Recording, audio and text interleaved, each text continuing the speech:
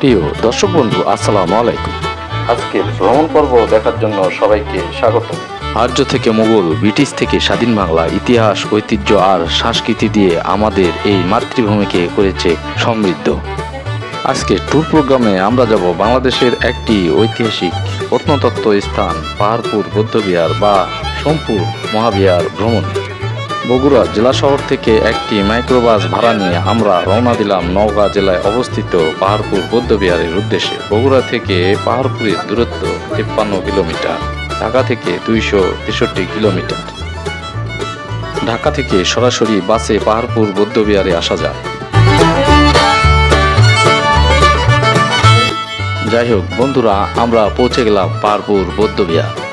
আমাদের গাড়ির জন্য 80 টাকা পার্কিং চার্জ দিয়ে আমরা চলে আসলাম বৌদ্ধবিহারের গেট সংলগ্ন টিকিট কাউন্টারে।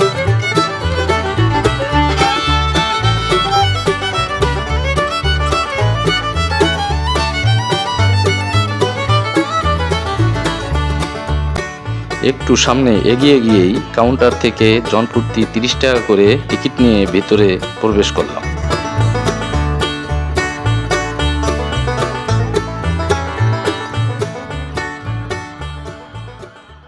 ভেতরে প্রবেশ করতেই চোখে পড়ল বিশাল গাছপালা বেষ্টিত খোলা প্রান্তর। এটি এই স্থাপনাটির একটি দিক নির্দেশনা সাইনবোর্ড।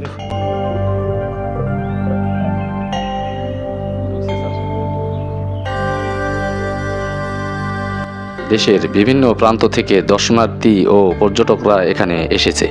পাহাড়পুর বৌদ্ধবিহার, যা সোমপুর মহাবিহার নামেও পরিচিত, বাংলাদেশের একটি অন্যতম প্রত্নতত্ত্ব নিদর্শন এবং দক্ষিণ এশিয়ার বৌদ্ধ সভ্যতার একটি উজ্জ্বল নিদর্শন।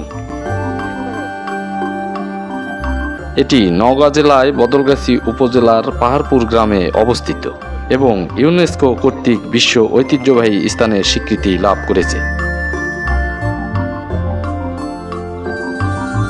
সরু পথ ধরে সামনে এগিয়ে যেতেই প্রথমে চোখে পড়ল পাহাড়পুর প্রত্নতাত্ত্বিক জাদুঘরের। এই প্রত্নতাত্ত্বিক মিউজিয়ামটিতে প্রবেশ মূল্য জনপ্রতি 15 টাকা করে।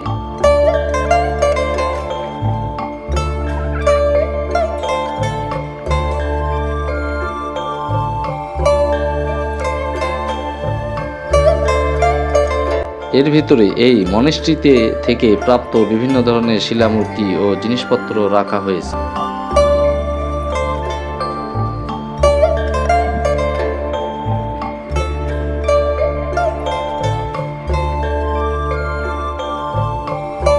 প্রচণ্ড গরমে ক্লান্ত হয়ে আমরা এই বটগাছের শ্যামল ছায়ায় একটু নিজেকে জিরিয়ে নিলাম।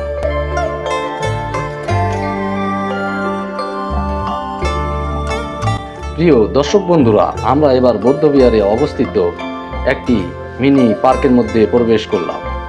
এই পার্কটি বিভিন্ন ধরনের ফুল ও ক্যাকটাস জাতীয় গাছ দিয়ে সাজানো হয়েছে। দেখতে অসাধারণ এবং খুব সুন্দর লাগলো।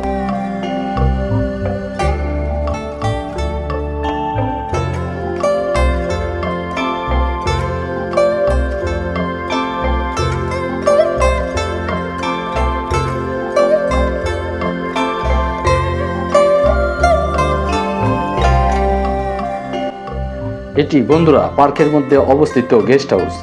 এখানে নির্দিষ্ট পরিমাণের ফি দিয়ে রাত্রি যাপনের সুব্যবস্থা রয়েছে।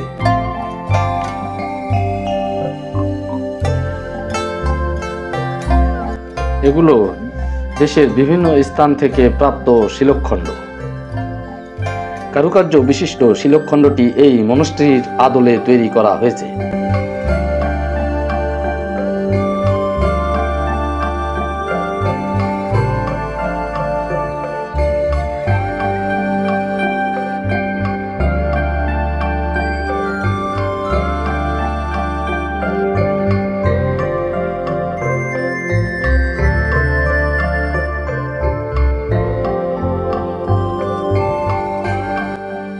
এবারে আমরা পার্কের ভিতর থেকে বের হয়ে মূল প্রত্নতাত্ত্বিক স্থানের দিকে হেঁটে চললাম।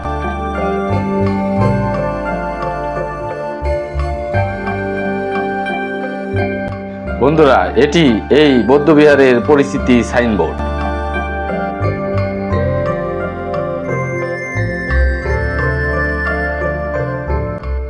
এখন আমরা যে স্থানটিতে অবস্থান করতেছি এটি হলো পাহাড়পুর বৌদ্ধবিহারের মূল ফটক।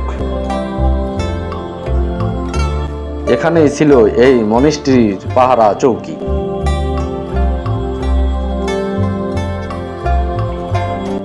একটু সামনে গিয়েই চোখে পড়ল এই ফটকে পাহারাদারদের ব্যবহৃত সুড়ঙ্গ বেষ্টিত কক্ষগুলো।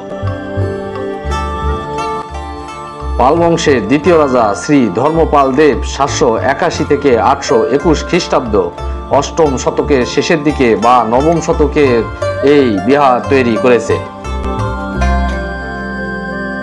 আর 1879 খ্রিস্টাব্দে স্যার আলেকজান্ডার ক্যানিংহাম এই বিশাল স্থাপনাটি আবিষ্কার করেন।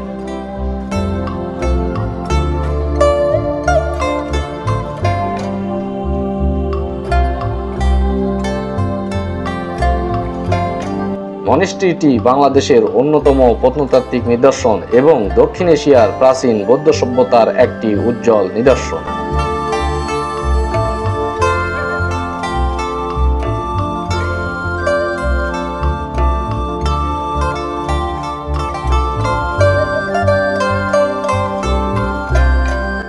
ইউনেস্কোর মতে পাহাড়পুর বৌদ্ধবিহার দক্ষিণ হিমালয়ের দ্বিতীয় বৌদ্ধবিহার।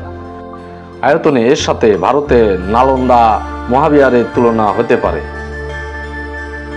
এটি 300 বছর ধরে বৌদ্ধদের বিখ্যাত ধর্ম শিক্ষাদানের কেন্দ্র ছিল।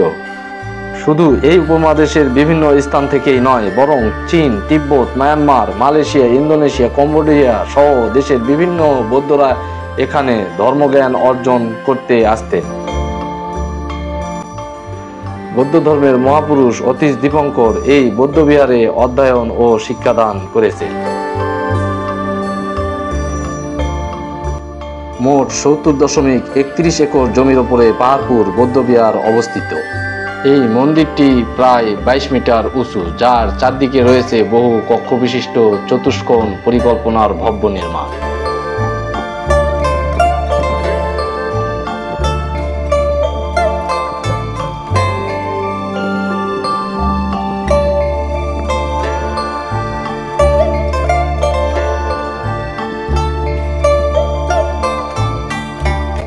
এই মহাবিহারের চারদিকে খচিত রয়েছে টেরাকোটা ফলক, যেগুলো দেবদেবী, জনজীবনের দৃশ্য, পশু পাখি ও ফুলপাতার নকশা নিপুণ হাতে খোদাই করা হয়েছে।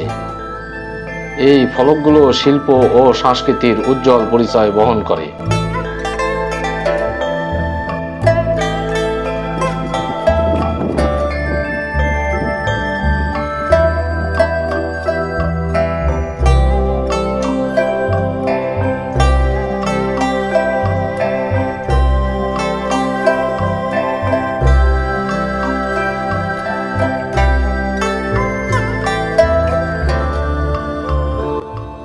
প্রকৃতির মাঝে অবস্থিত পাহাড়পুর বৌদ্ধবিহার যেন এক নীরব শান্ত সৌন্দর্যের প্রতীক, যেখানে ইতিহাস, ধর্ম, শিল্প ও প্রকৃতি মিশে এক অপূর্ব আবহ তৈরি করেছে।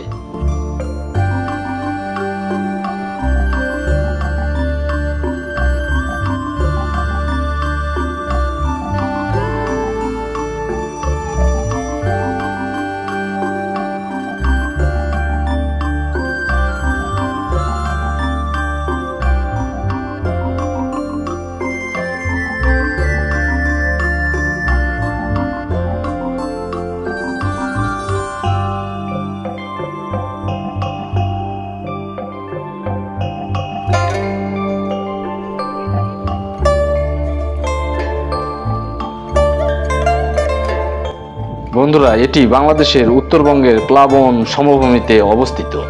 প্লাইস্টোসিন যুগে বরেন্দ্র নামক অনুজ এলাকার অন্তর্ভুক্ত।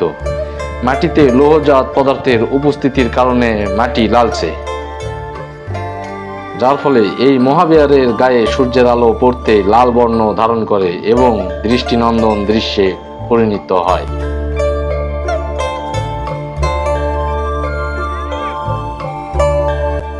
প্রতিদিন হাজার হাজার দর্শনার্থী ও পর্যটক এই ঐতিহাসিক প্রত্নতাত্ত্বিক স্থানটি পরিদর্শন করে।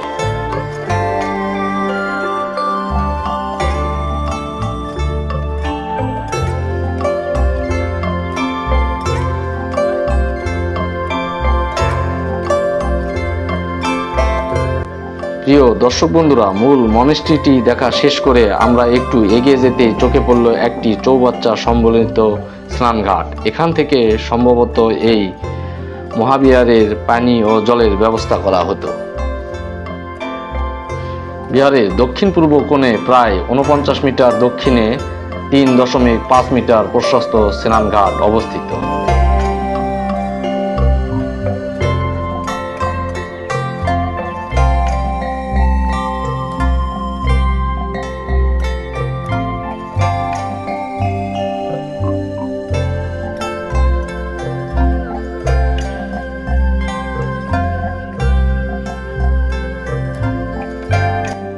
বন্ধুরা, এটি এই বৌদ্ধবিহারের অধ্যয়নকৃত ভিক্ষু কক্ষের পরিচিতি সাইনবোর্ড।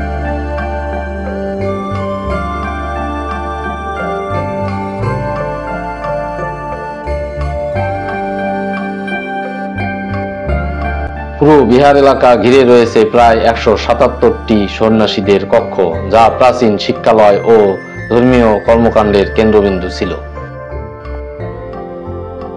এই কক্ষগুলোতেই তখনকার সময় এই মহাবিহারে অধ্যয়নরত ছাত্ররা বসবাস করত এবং এগুলোর কয়েকটিতে উপাসনালয় হিসেবেও ব্যবহার করা হতো।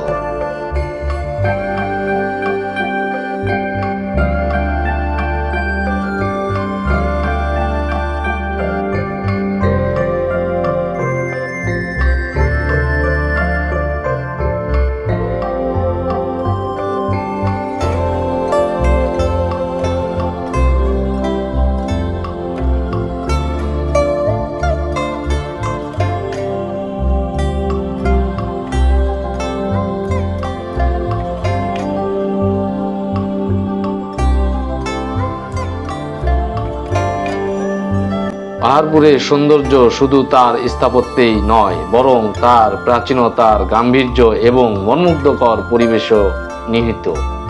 এটি একটি জীবন্ত ইতিহাস, যেখানে দাঁড়িয়ে 1000 বছরের পুরনো সভ্যতার ছোঁয়া অনুভব করা যায়।